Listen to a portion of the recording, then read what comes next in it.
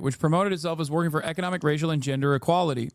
Last week, though, she was abruptly barred from Yale campus in New Haven and placed on administrative leave. She was told not to advertise her affiliation with the university, where she has also served as an associate research scholar.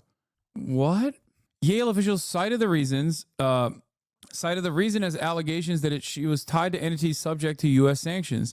It was an apparent reference to Samidun, a pro-Palestinian group placed on U.S. sanctions list last year after the Treasury Department designated as a sham charity raising money for a terrorist organization, the Popular Front for the Liberation of Palestine.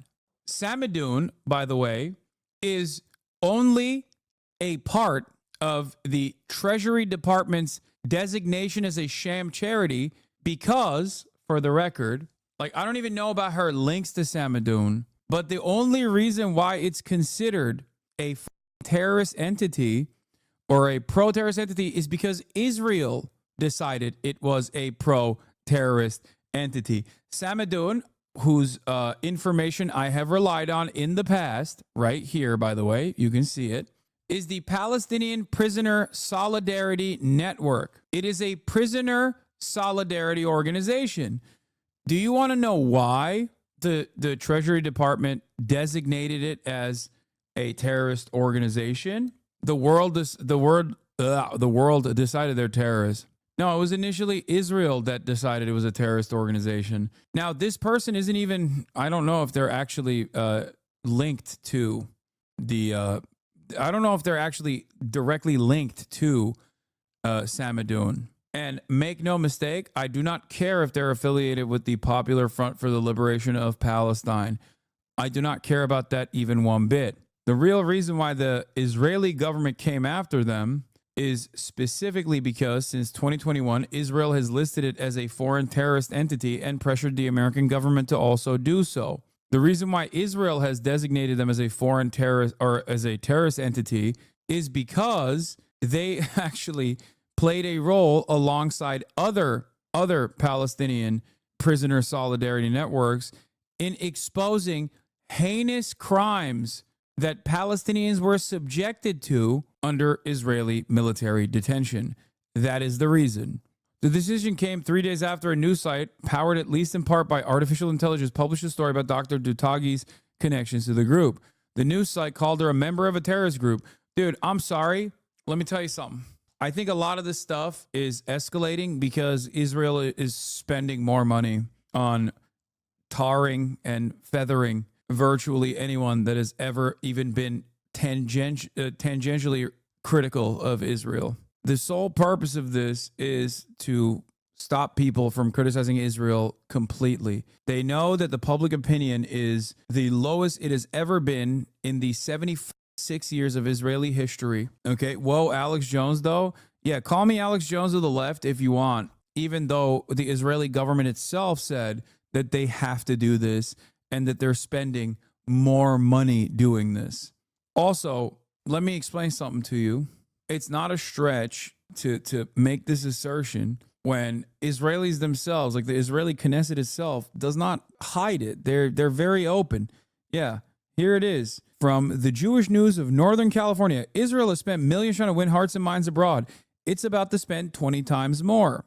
The Israeli government plans to offset wartime spending and an economic slowdown with tax hikes and deep cuts to public services. Nice.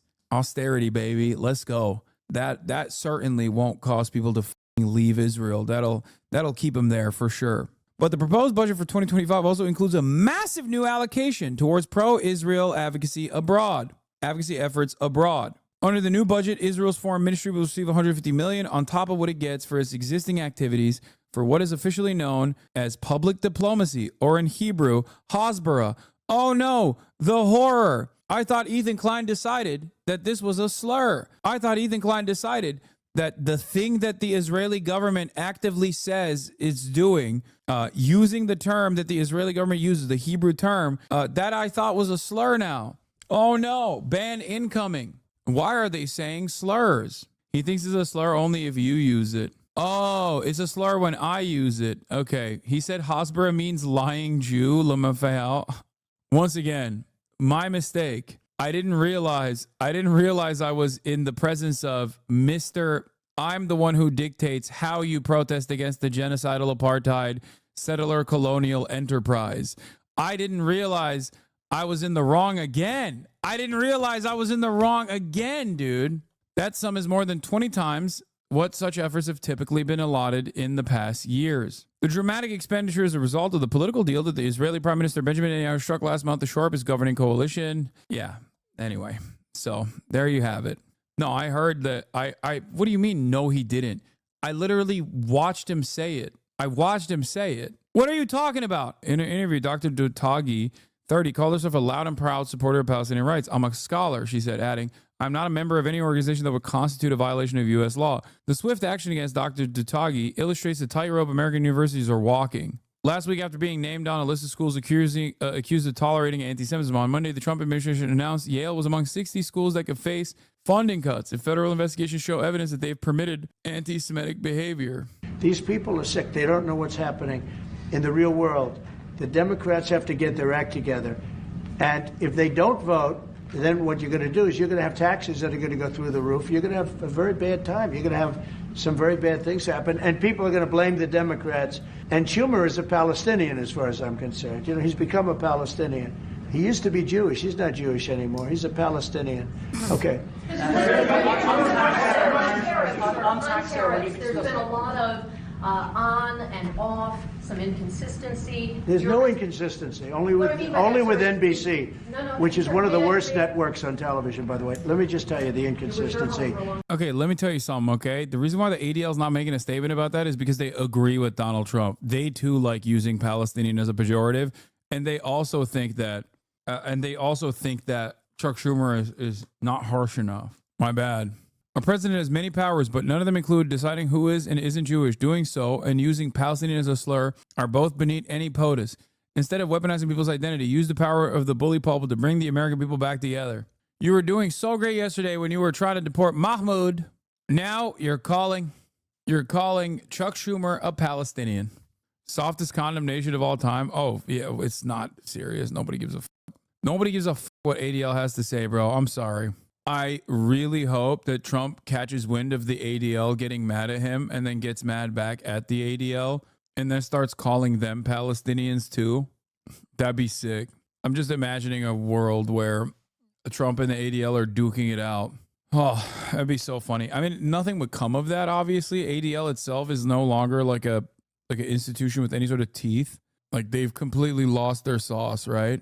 Having said that, it would be sick if they fought. Why would the ADL push back? Are they trying to save their PR? Yeah. They want to come across like a legitimate institution, because if a lot of normies basically lost confidence in the ADL, they just like kind of dropped ADL in its entirety. And the reason why they did is because the Sig Heil salute. Like when the ADL defended Elon Musk, very clearly hitting the Sig Heil, I think that was a big point for a lot of normies to be like, okay, I'm done. Like normies that don't normally pay attention, they're like, dude, come on. You are not a serious, reputable institution. And I think that is the reason why they have to like turn around and now kind of play ass covering to the best of their ability to be like, no, we still care about anti-Semitism in moments like this.